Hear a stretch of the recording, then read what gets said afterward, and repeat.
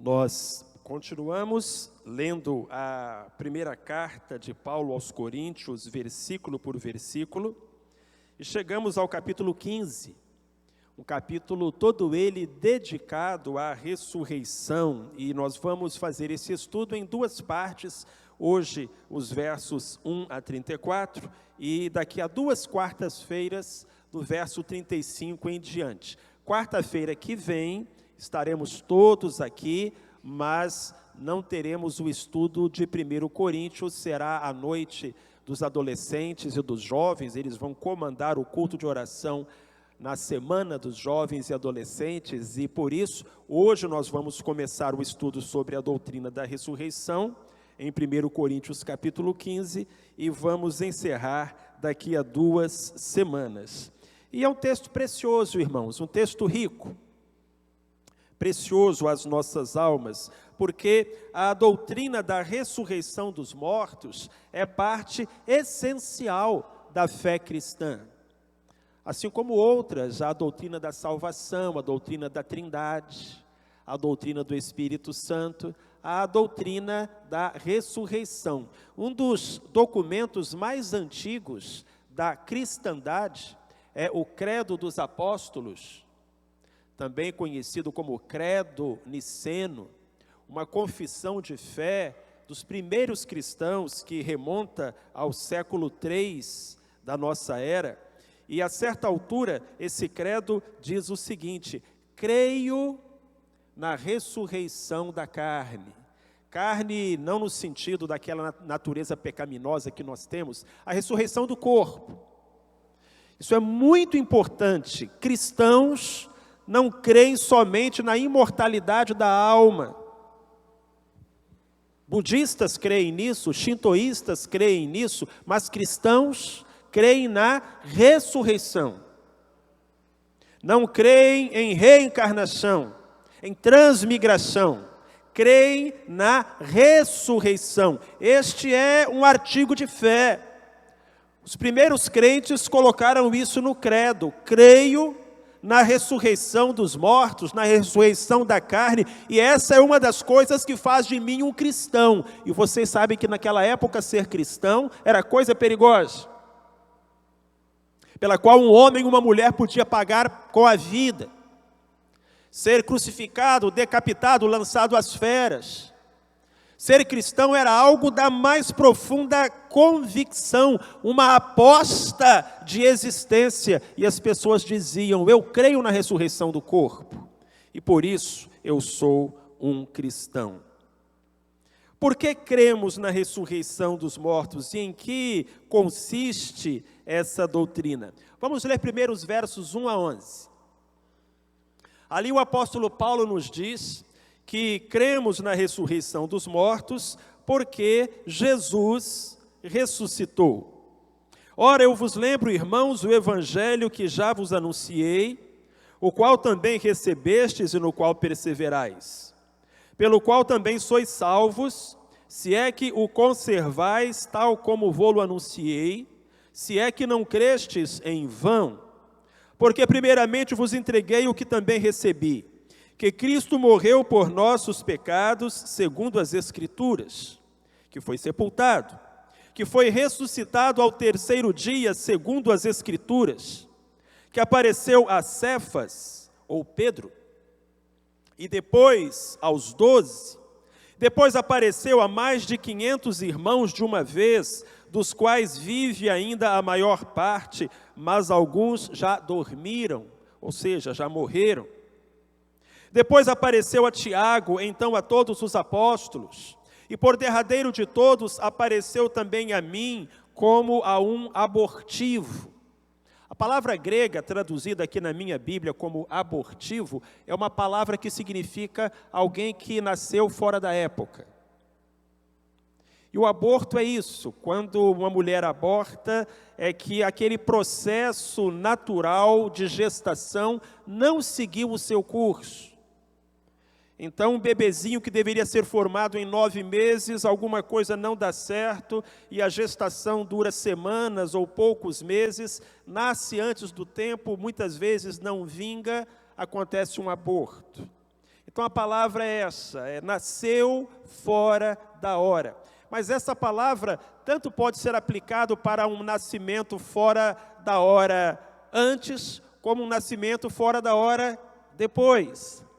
Então Paulo está dizendo aqui que ele foi um apóstolo gerado depois da hora, porque ele não conviveu com Jesus Cristo, ele não foi um dos 12 que caminhou com Cristo durante 3 anos. Quando Jesus ressuscitou, ficou 40 dias aparecendo para um monte de gente, não apareceu para Paulo. E a última pessoa a quem Jesus se manifestou ressuscitado foi a esse apóstolo no caminho para Damasco, quando ele perseguia os cristãos. Então é isso que Paulo está dizendo. Cristo apareceu para mim como se eu fosse um abortivo. Eu nasci fora do tempo. E Paulo talvez lamentasse não ter conhecido Jesus Cristo antes. É o que ele diz no verso 9. Pois eu sou o menor dos apóstolos, que nem sou digno de ser chamado apóstolo, porque persegui a igreja de Deus. Mas pela graça de Deus sou o que sou, e a sua graça para comigo não foi vã. Antes trabalhei muito mais do que todos eles, todavia não eu, mas a graça de Deus que está comigo. Então, ou seja eu, ou sejam eles, assim pregamos e assim crestes. A primeira declaração de Paulo sobre a ressurreição é essa: Jesus ressuscitou. E por que nós sabemos que Jesus ressuscitou? Porque muitas testemunhas o viram. E a gente colocou aqui algumas cenas representando essas testemunhas. Paulo disse, olha, quando Jesus ressuscitou, ele apareceu a muitos, apareceu às mulheres, apareceu a Pedro, apareceu a Tiago, apareceu aos 12, apareceu a mim. Então, certa vez apareceu a mais de 500 pessoas de uma vez. Então, não é alguma coisa que falta comprovação. Jesus ressuscitou, e do fato de que Jesus ressuscitou, nós temos testemunhas. E essa palavra que aparece aí na sua Bíblia como testemunha, é a palavra grega mártir. Olha que interessante. Você já parou para pensar por que aquela primeira geração de cristãos passou por tribulações tão extremas? A grande maioria dos apóstolos teve morte violenta. Segundo a tradição, Pedro foi crucificado de cabeça para baixo, Paulo decapitado, Tomé transpassado por uma lança, Tadeu a flechadas, e assim por diante, André crucificado numa cruz em forma de X, e todos os apóstolos selaram com sangue, com vida, para que ficasse muito claro que eles não estavam mentindo, que eles não estavam inventando, que eles eram testemunhas fidedignas. Quem aqui morreria por uma mentira, sabendo que era uma mentira? Então foi necessário que aquela primeira geração selasse com sangue o seu testemunho, para que o seu testemunho tivesse crédito. Diz Paulo, nós temos certeza de que Jesus ressuscitou, e esse fato foi bem testemunhado e atestado com sangue pelos primeiros irmãos e irmãs. Aí ele vai falar agora dos versos 12 ao verso 19, que embora Jesus houvesse ressuscitado, tinha gente lá na igreja de Corinto dizendo que não existe ressurreição. Os irmãos já perceberam que aquela igreja era uma igreja meio complicada. Se existisse uma maneira errada de fazer as coisas, os coríntios encontravam. E agora surge um novo erro que Paulo precisa corrigir. Gente lá na igreja dizendo que não, esse negócio de corpo ressuscitar, isso não existe. Conheço pessoas que dizem isso. Uma vez ouvi um senhor me dizer que ele acreditava que o corpo de Jesus tinha apodrecido lá na sepultura, que o que saiu da sepultura foi o Espírito de Jesus. Não acreditava na ressurreição. Vamos ler os versos 12 a 19. Ora, se prega que Cristo foi ressuscitado dentre os mortos, Como dizem alguns entre vós que não há ressurreição de mortos? Mas se não há ressurreição de mortos, então Cristo não ressuscitou. E se Cristo não ressuscitou, logo é vã a nossa pregação e também é vã a vossa fé. E assim somos também considerados como falsas testemunhas de Deus, porque testificamos de Deus que Ele ressuscitou a Cristo, ao qual, porém, não ressuscitou, se é verdade que os mortos não ressuscitam. Porque se os mortos não ressuscitam, também Cristo não ressuscitou. E se Cristo não ressuscitou, a vossa fé é vã, e ainda estáis nos vossos pecados. Logo, também os que dormiram em Cristo estão perdidos. Se é só para esta vida que esperamos em Cristo, somos de todos os homens os mais dignos de lástima. Olha só que coisa, tinha gente lá em Corinto dizendo que morto não ressuscita. Esse era o pensamento. Agora, de onde tiraram essa ideia? Morto não ressuscita. Ressurreição de mortos não acontece. De onde esse povo tirou essa ideia? Provavelmente do gnosticismo. O que era isso, gnosticismo? Gnosticismo era uma moda, um jeito de pensar muito popular no Império Romano nos séculos I, II e III. Era uma mistura da filosofia grega com o misticismo oriental. Quando o Império Romano cresceu, se expandiu para toda parte e entrou em contato com muitas culturas. E essas culturas faziam ali uma mistura. Misturaram então o misticismo oriental com a filosofia grega e surgiu o gnosticismo. Uma das coisas que o gnosticismo ensinava era que o espírito era bom, mas a matéria era má. Então os gnósticos criam que a alma era boa, mas o corpo, que é a matéria, é ruim. Por isso, quando o apóstolo Paulo chegou em Atenas, e diante dos filósofos no Areópago, disse que Deus havia ressuscitado Jesus, os filósofos interromperam Paulo e disseram, olha, isso aí a gente escuta você outro dia. E interromperam Paulo, não quiseram mais ouvir, porque os gregos não acreditavam na ressurreição do corpo, eles acreditavam na imortalidade da alma, porque a alma era boa, mas o corpo era ruim. Sabe que tem gente que acredita nisso até hoje? O que é uma tolice, porque como o corpo pode ser ruim se quem criou o corpo foi Deus? O pecado não está no corpo, né, irmãos? O pecado está no coração do homem, na maldade. O corpo só faz o que o nosso coração manda. Mas haviam então esses filósofos, os gnósticos, e eles estavam inclusive dentro da igreja de Corinto, e falando, não, esse negócio de ressurreição não existe. E Paulo, mais uma vez, tem que corrigir os crentes de Corinto. E os argumentos que ele usa são 5. Espero que você tenha reparado. Primeiro, se fosse verdade que os mortos não ressuscitam, Cristo não teria ressuscitado. Quando Cristo se apareceu aos discípulos, falou, olha, podem me tocar, coloca a mão aqui no sinal dos cravos, vejam que um espírito, uma alma, um fantasma, não tem corpo como eu tenho. Jesus ressuscitou com corpo, ele comeu, ele ceou junto com os discípulos.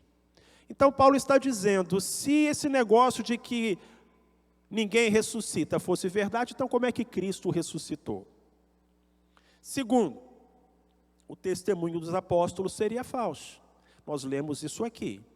Se os mortos não ressuscitam, então nós somos mentirosos.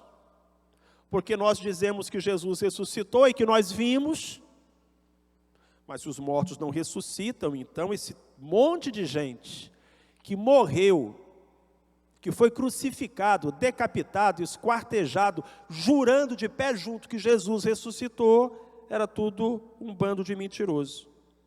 Terceiro, se os mortos não ressuscitam, a fé dos crentes seria vã.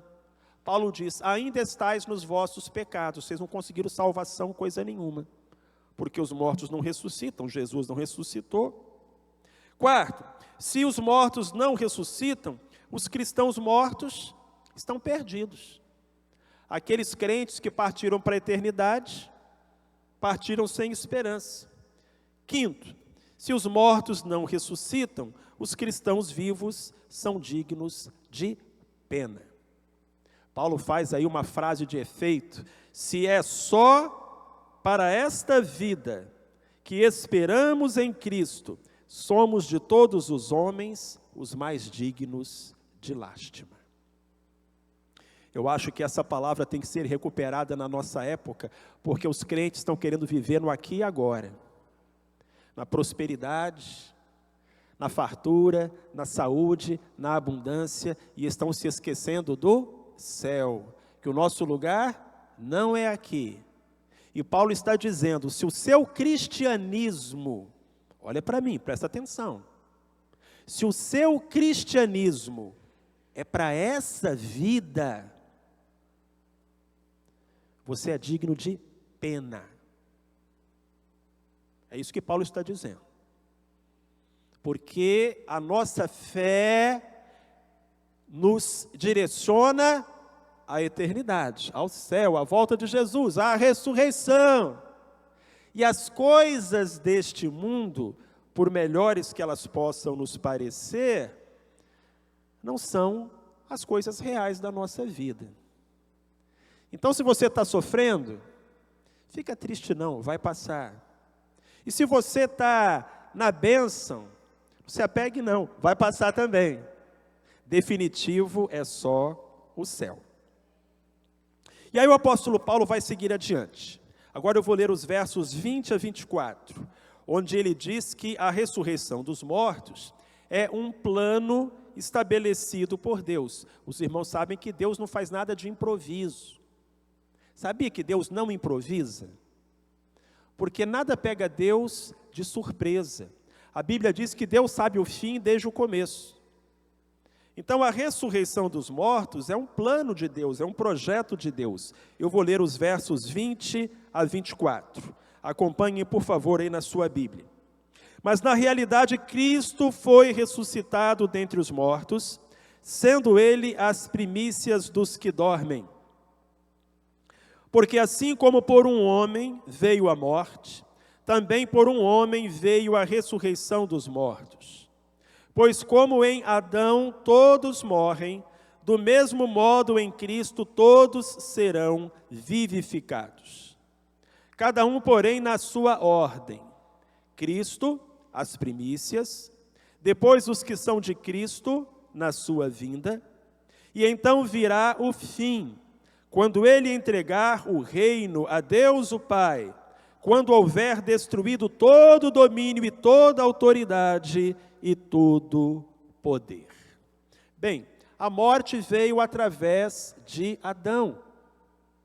Paulo diz, a vida veio através de Jesus Cristo. Por que nós temos que passar pela morte física, irmãos?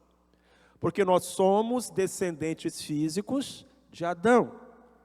Por que nós vamos ter a vida eterna, irmãos? Porque nós somos descendentes espirituais de Jesus. Então, por um homem veio a morte, Adão. Por outro homem veio a ressurreição dos mortos, Jesus Cristo. No versículo 20, Paulo chama Jesus de primícias dos que dormem. Depois, no versículo 23, ele repete e diz, Cristo, as primícias. O que significa isso? Primícias quer dizer primeiro. Jesus foi o primeiro a ressuscitar. Como assim, pastor Marcelo? Nós temos outros casos de ressurreição na Bíblia. Lá no Velho Testamento teve gente que ressuscitou. E o próprio Jesus ressuscitou muita gente, ressuscitou Lázaro. Não foi? Ah, mas são casos diferentes. Essas ressurreições que a Bíblia narra foram de pessoas que retornaram à vida e depois de algum tempo morreram de novo. Porque quando retornaram à vida, retornaram no mesmo corpo mortal. Mas quando Jesus retornou à vida, ele morreu de novo depois? Não, porque ele ressuscitou com um corpo glorificado, com um corpo espiritual. É corpo, mas é diferente desse corpo que a gente tem.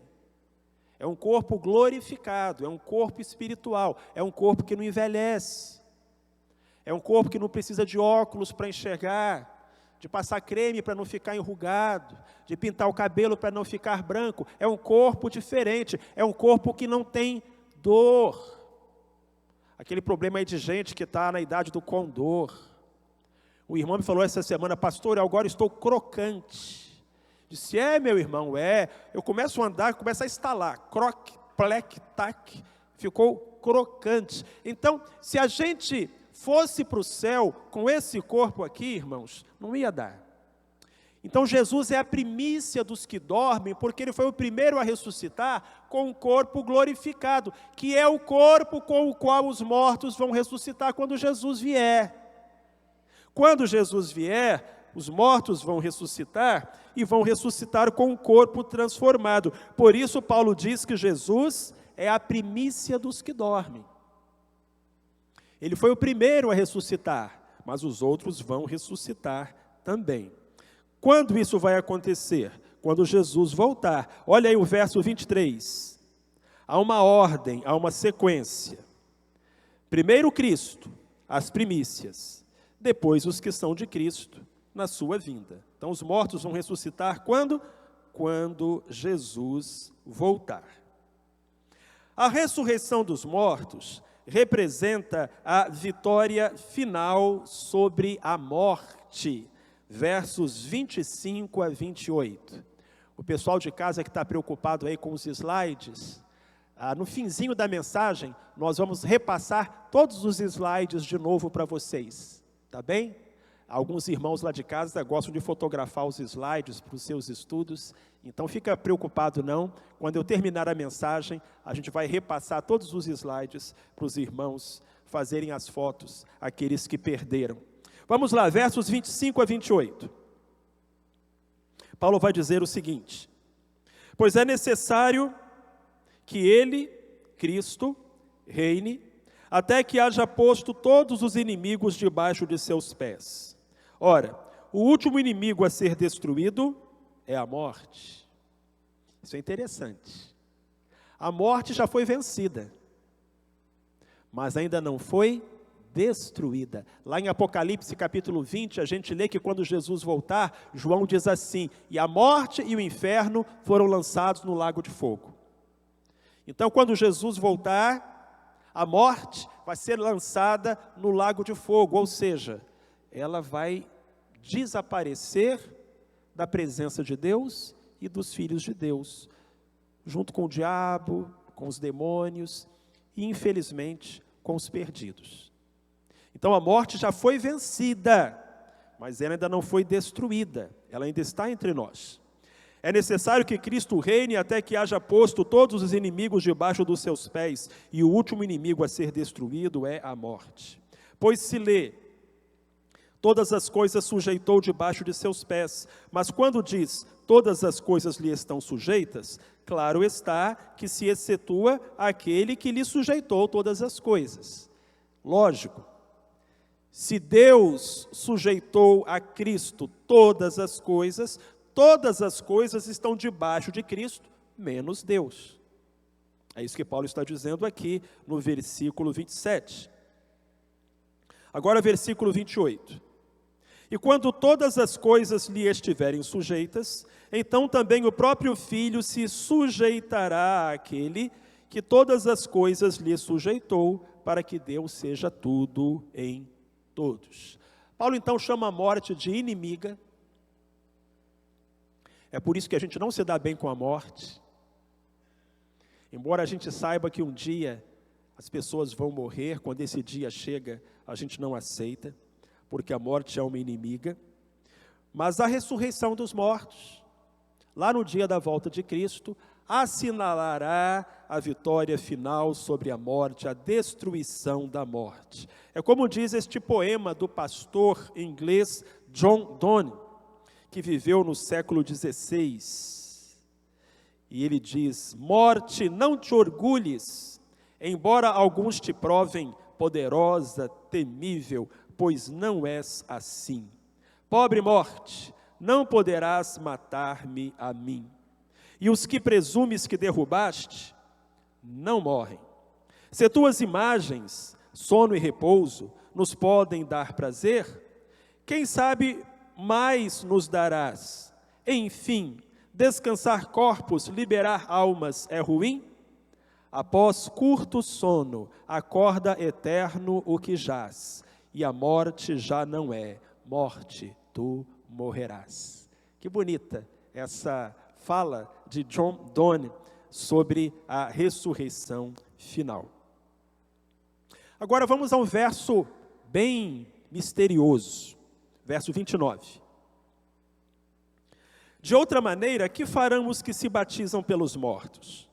Se absolutamente os mortos não ressuscitam, por que então se batizam por eles?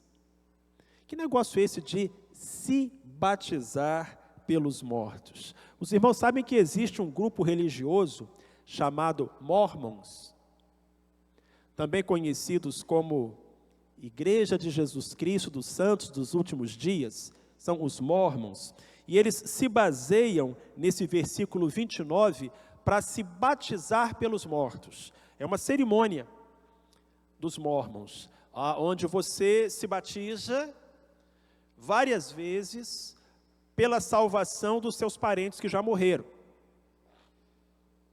Então você se batiza pelo seu avô, pelo seu bisavô, pelo seu tataravô, você se baseia pelos mortos. Isso não é uma doutrina cristã, não é uma prática cristã, e é inspirada nesse versinho aqui.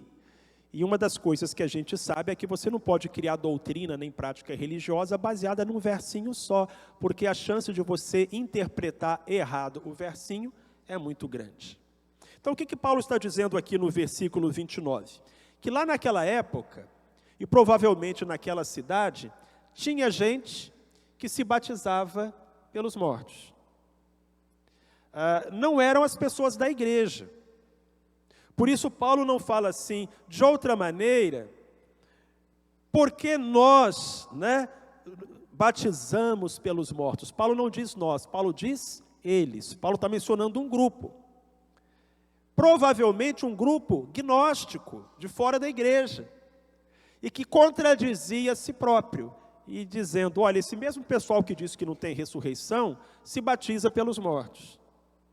Então vocês vejam a incoerência dessas pessoas que dizem que não existe ressurreição. É isso que Paulo está dizendo. Paulo não está mandando a gente batizar pelos mortos, ele não está dizendo que essa é uma prática correta, ele está usando essa prática de pessoas que não eram cristãs, não eram da igreja, para mostrar o absurdo desse ensino falso de que não há ressurreição. Vamos concluir. Versos 30 a 34. A ressurreição dos mortos inspira a devoção cristã. Se os mortos não ressuscitam, diz Paulo, por que nos expomos também nós a perigos a toda hora? Eu vos declaro, irmãos, pela glória que de vós tenho em Cristo Jesus, nosso Senhor, que morro todos os dias. Se como homem combati em Éfeso com as feras, que me aproveita isso? Se os mortos não são ressuscitados, comamos e bebamos, porque amanhã morreremos. Esse era um ditado da época lá do Paulo, do povo incrédulo, do povo ímpio. Comamos e bebamos, porque amanhã morreremos. O que significava esse ditado? Olha, a vida é curta, vamos aproveitar. Vamos pecar com força. Vão comer tudo que tem para comer, beber tudo que tem para beber, aprontar tudo que tem para aprontar, prostituir tudo que tem para prostituir, porque a vida é curta. Comamos e bebamos, porque amanhã morreremos. Isso fazia um sucesso lá em Corinto, que os irmãos nem imaginam. E é claro que os cristãos nunca pensaram assim, porque nós sabemos que ao homem está ordenado morrer uma vez, vindo depois disso o juízo. Vamos prestar contas a Deus de tudo que nós fazemos. Mas Paulo está dizendo, se não há ressurreição, se não há juízo, aquele povo que diz comamos e bebamos porque amanhã morreremos, até tem a sua razão.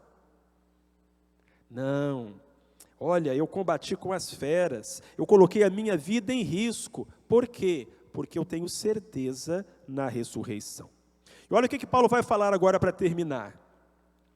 Não vos enganeis, as más companhias corrompem os bons costumes. Quem se junta com porco, farelo come. É o que Paulo está dizendo aqui. Acordai para a justiça, não pequeis mais, porque alguns ainda não têm conhecimento de Deus. Digo-o para vergonha vossa. Paulo agora dá um puxão de orelha com força nas ovelhas e diz, vocês não têm vergonha não?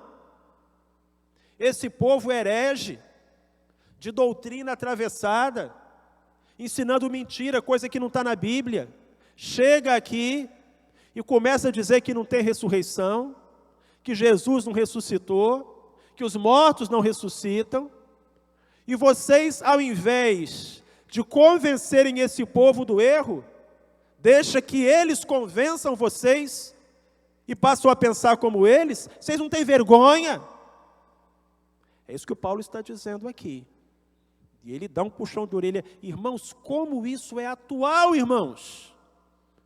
Porque se a igreja não abre o olho, começam a entrar as heresias, os ventos de doutrinas, os falsos ensinos, as mentiradas daquele desqualificado do Satanás, que é o pai da mentira.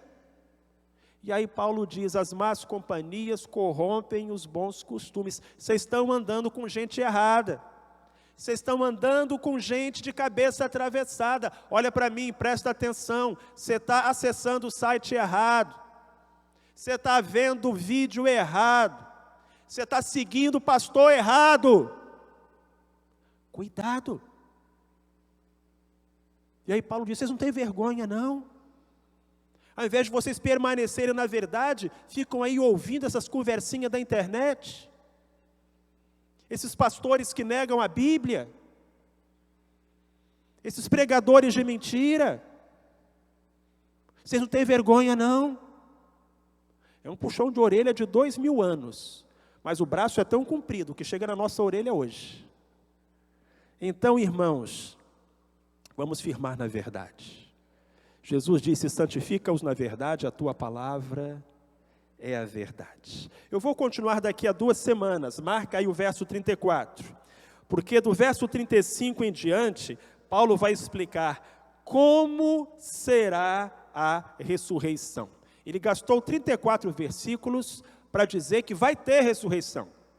E agora do verso 35 ao verso 58, ele vai dizer como será a ressurreição. Ficamos com um gostinho de quero mais. Eu vou pedir ao pessoal da comunicação para repassar os slides, desde o primeiro, dando tempo para o pessoal de casa fotografar, fazer o print.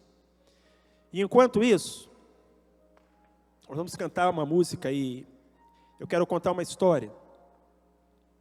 Havia um capelão do exército. Capelão é aquele pastor ou padre ou religioso que acompanha os soldados, vai ao campo de batalha, é o capelão do exército.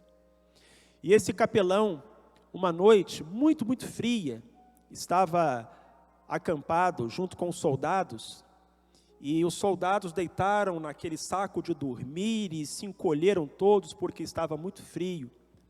E durante a noite, nevou, caiu neve. O capelão acordou muito cedo para orar, porque ele fazia isso todo dia, ele acordava de madrugada para orar. Os primeiros raios da manhã já o encontravam em oração. Então ele subiu até uma colina para orar. E quando ele olhou lá para baixo, ele viu aquele monte de montinho branco, né? E ele sabia que eram soldados dormindo, porque tinha caído a neve, branco, branco, branco, aquele monte de montinho. E aí o sol apareceu no horizonte, era hora de despertar. O corneteiro pegou a corneta e tocou o toque de despertar, deu aquele toque de despertar. Então cada montinho daquele começou a se mexer. E de cada montinho branco daqueles, levantou um soldado. Aquele capelão pensou, assim vai ser a ressurreição.